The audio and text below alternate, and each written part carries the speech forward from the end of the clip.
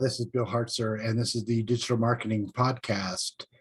The Digital Marketing Podcast with Bill Hartzer. Today I'm going to talk about, specifically, we're going to go over choosing a business name as well as related, which is choosing a domain name, an internet domain name.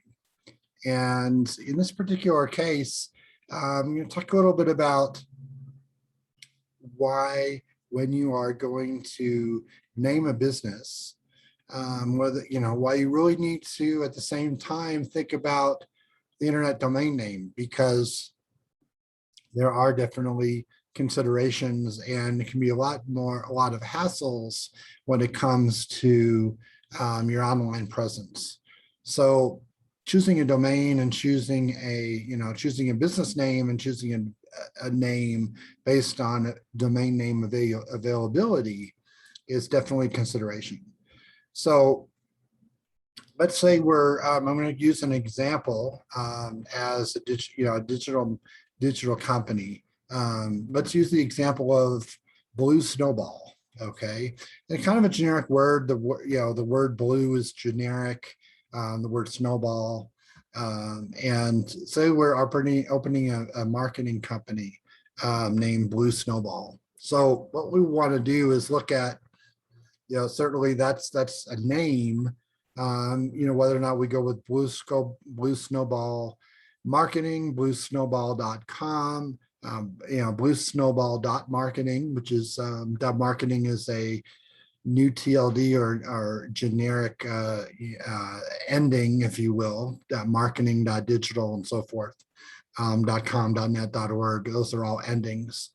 But there's a couple considerations here. We're naming a business and choosing that name. We want to look at domain name availability. What domain name for our branding of our business, the name of the company, is there a domain available? Is bluesnowball.com available for domain registration, or can we purchase it for a reasonable price? Being, reasonable is also relative. It depends on your budget, certainly, but if you name a company bluesnowball.com, okay, or Blue Snowball, let's look at two things. Let's look at number one, domain name availability. Number two, we're going to want to look at trademarks. Is there another company in the same industry, essentially the same SIC code, if you will, the same, doing the same thing with the same name? Can you get a trademark on that business name? Now, you certainly can get a trademark. I'm not a trademark attorney, so you would want to run this by, a trademark attorney. But, the basics are that, you can, if you have, let's say, your business is named Target, that's not going to stop you from starting a company named Target Marketing, or even just Target, because you're in a different, as long as you're not in the same industry as being let's say a retail store and having the name Target, that's not going to really stop you from getting a trademark. If you're in another industry and it's clear that you're in another industry and you still have the name Target, or let's say Blue Snowball, and Blue Snowball with the same, there may be a trademark on that, and that might be, the name of a product. It could be Blue Snowball. There could be actually a food, trademark in the food industry or food and beverage industry. But at the same time, if you're going to name you name your company name, Blue Snowball, then, you want to make sure there's, not any other companies in that same industry. So the potential for looking at trademarks, if you're in the United States, you would want to use the USPTO tests system, and there is a search, the function there, and you can do a basic search there. I do recommend getting with the trademark attorney that's qualified and to do the searches as well, to make sure that there's not any conflicts, not only just you know, in the United States, if you're in the United States, but in theory, you could, you know, if your company grows and you expand outside the United States, you'd want to actually, you know, make sure that that's, you know, there's availability there. Now, it doesn't, you know, that doesn't necessarily stop you from, you know, from starting a company with that name, because I have owned certain domain names that, and literally there were, you know, 26 to 28 different companies with the same exact name. They did different things, but there were, you know, there were potential buyers of that domain name because there were, you know, 26 different companies with the same, essentially the same name. So that happens. And certainly, you know, thinking about target as a generic word, or, you know, in this case, we're using the example of Blue Snowball. So considerations are, you know, if you name that, if we use Blue Snowball as a company name, we'd want to look up, you know, potential trademark issues. We would want to look up, do just a Google basic search, a basic Google search, and for that word, and see what comes up. Whether the, you know, whether or not there are marketing companies, or whether or not, you know, if you are starting your marketing company with that name, or what other service, are there any products that are showing up? Because you are essentially going to be promoting that name.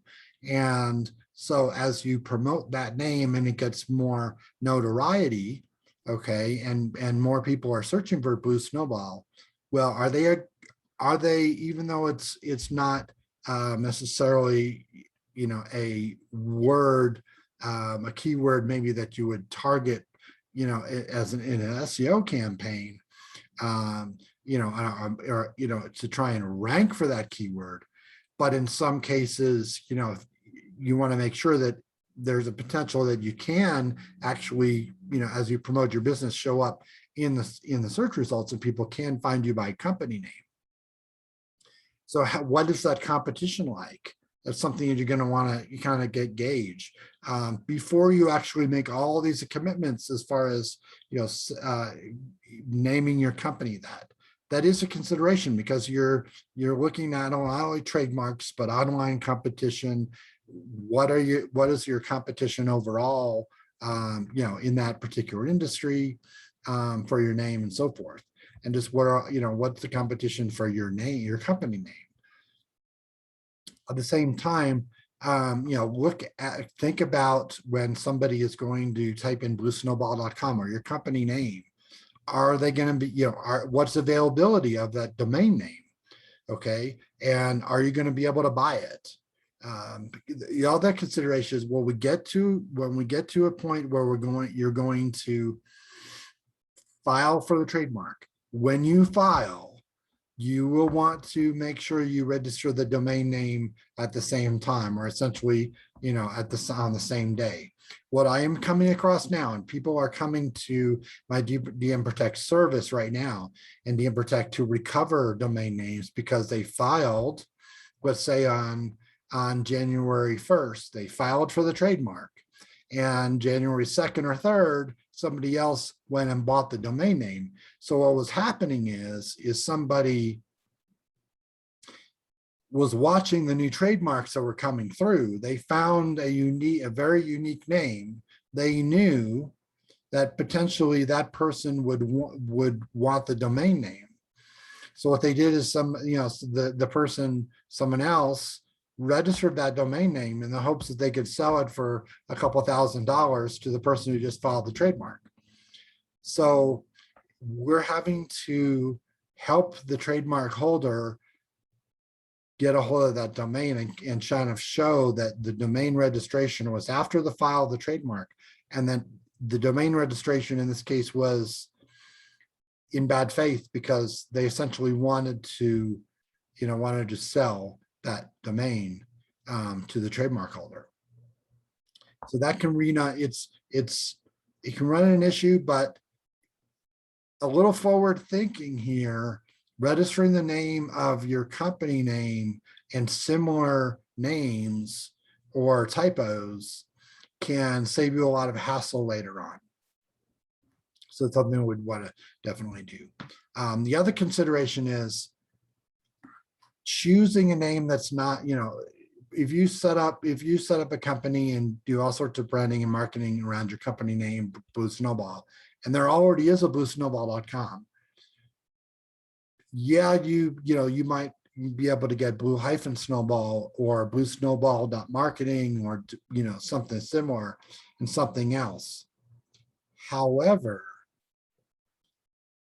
in that particular case, we may end up in a situation where you're promoting and people are ending up typing in the other domain and there being some confusion there. So the domain name and availability and trademarks in your business name, don't just choose my recommendation is don't just choose a name that is a reason why you're just choosing a name because you like the name.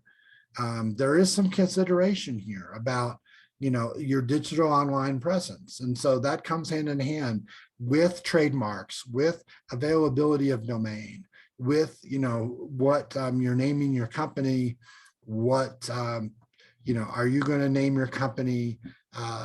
The other options are maybe you are a Dallas dentist, a dentist in Dallas, okay, and you have Blue Snowball is your Blue Snowball Dentistry, okay, is your company name.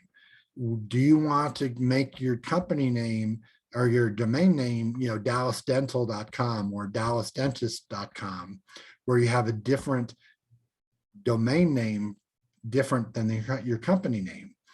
In that case, where you're using a keyword as your domain name, and especially a city name, or just using a keyword in your domain name, and that's different, much different than your company name.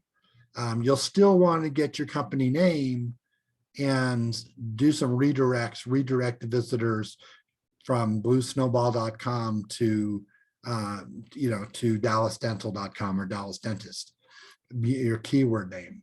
So still, even though that's that's an option, you may want to, when we're using a city name, and when that's going to be our primary domain name, we have a key, a geo name, a geo word, a location.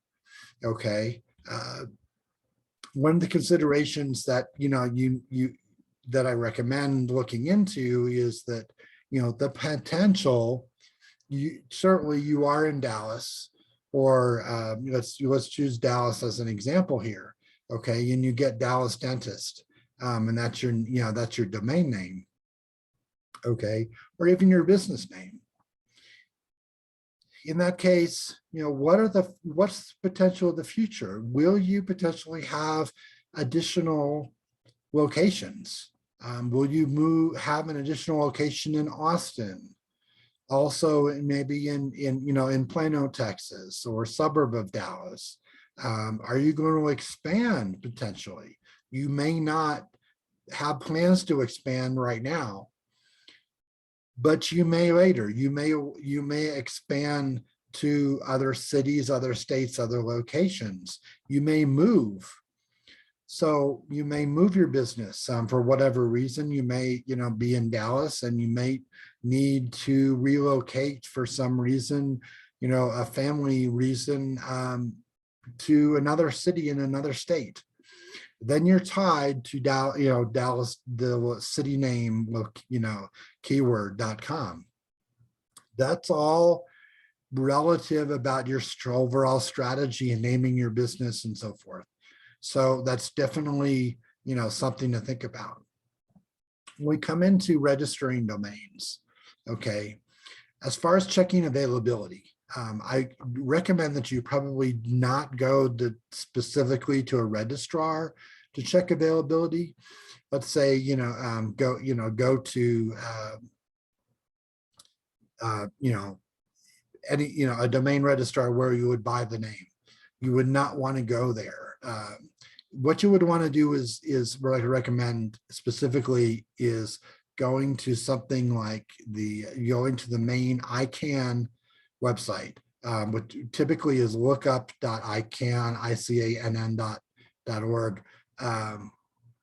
And looking it up there, because what can happen is, and there's been reports, this is all about risk, but basically if you're going and looking up a bunch of domain names at a registrar, there's the potential for somebody to somehow get a hold of that data that you're looking up domain names of one particular registrar and looking availability, and then if you don't buy the name right then and there, you wait a day or two, then somebody else might register that domain.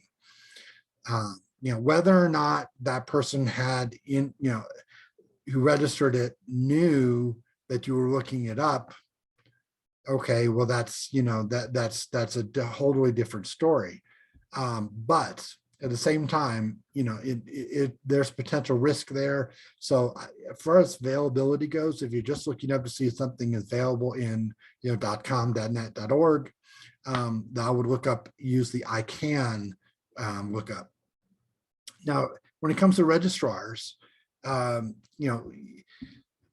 are, for a typical .com, let's say .com domain names, there are typically, let's say, there's thousands of options for registrars.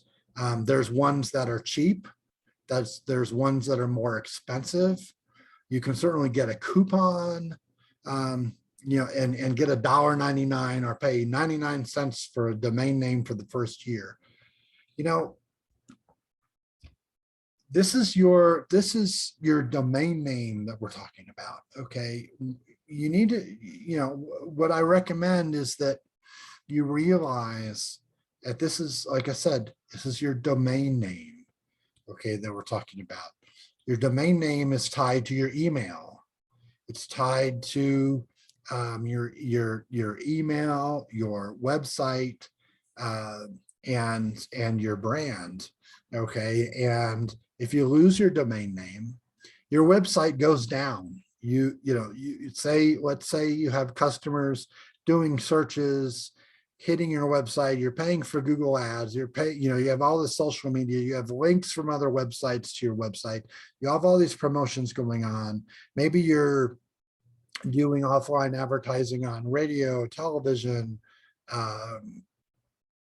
different media and so forth, billboards. This is your domain name, okay? So paying $1 or $2 for your domain name, yeah, I have reservations about that. You lose your domain name and you overnight instantly lose your business.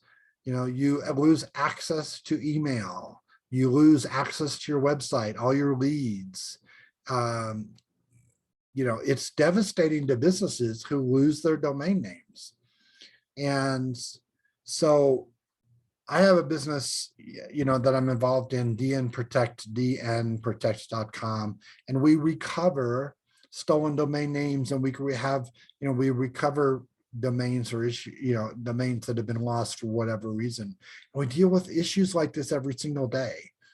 Number one is there's two issues. They didn't choose the right registrar, and so the registrar, basically for some reason doesn't have their back. Didn't have their back when they didn't renew, or somebody hacked into their account, or the domain was just transferred out without their knowledge to somebody else or something like that.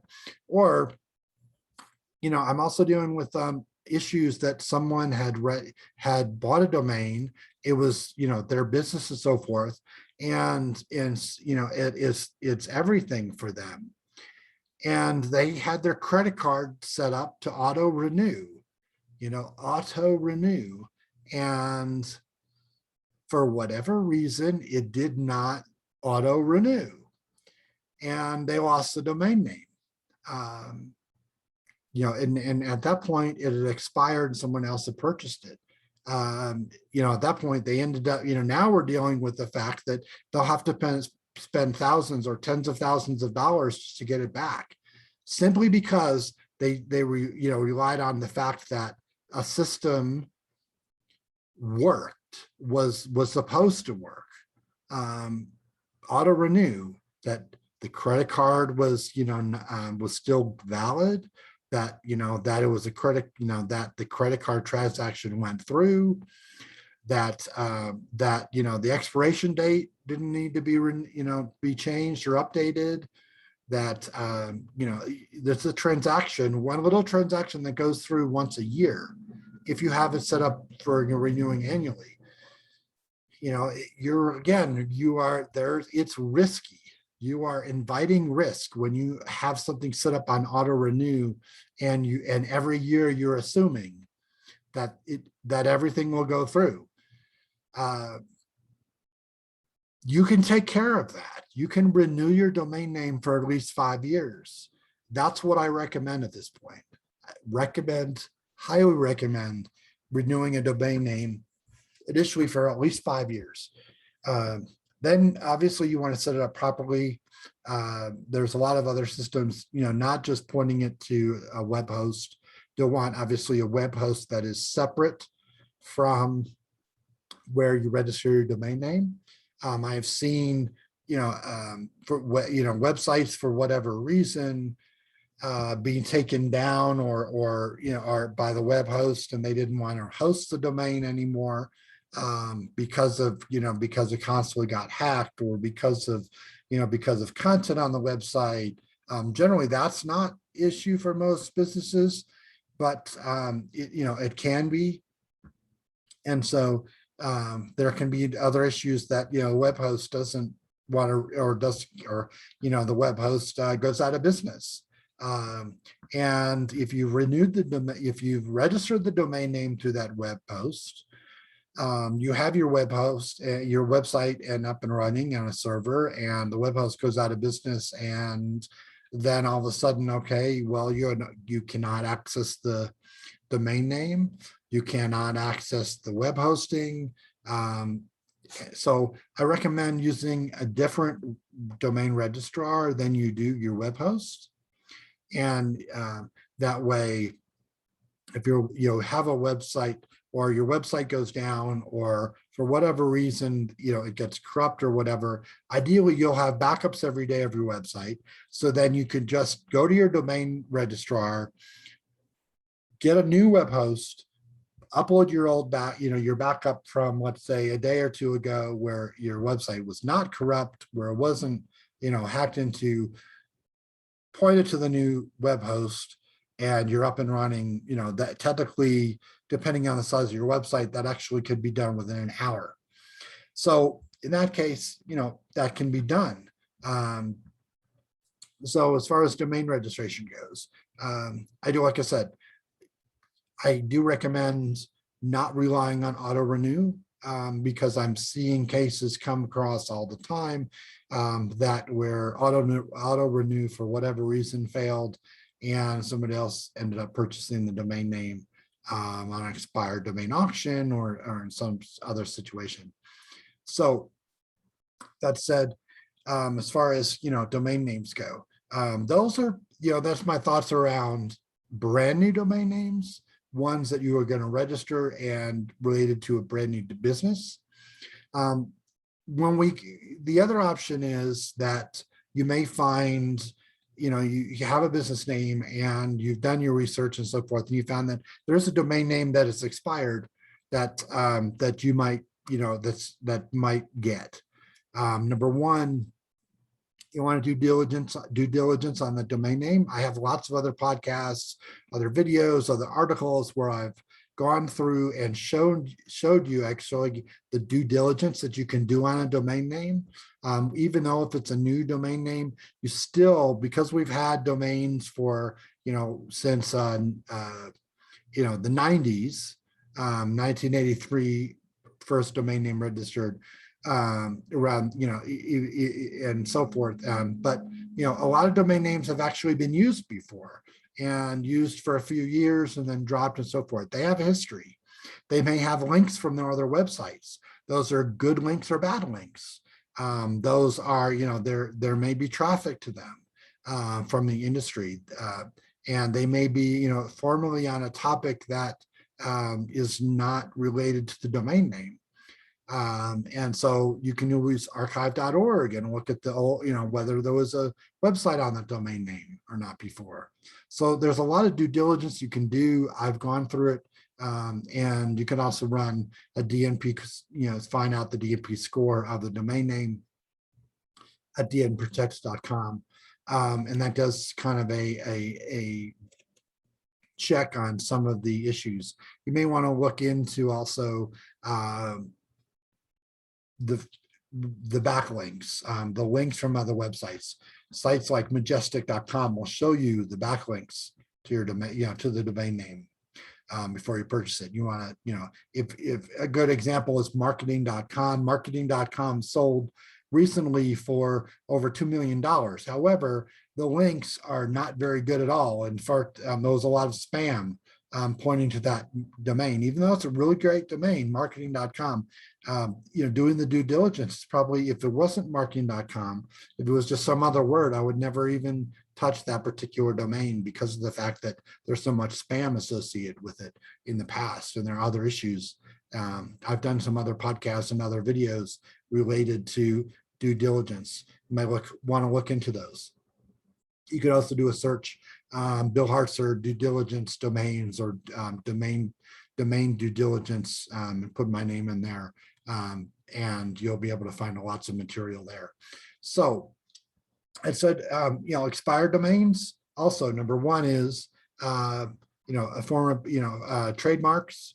Definitely, that's something that you absolutely have to check if there are any trademark issues, because most likely if it's an expired domain, if it was a form of business, then actually you would want to check out to see if they had gotten a trademark. Is more likely that they did with an expired domain rather than a domain that is just available for registration.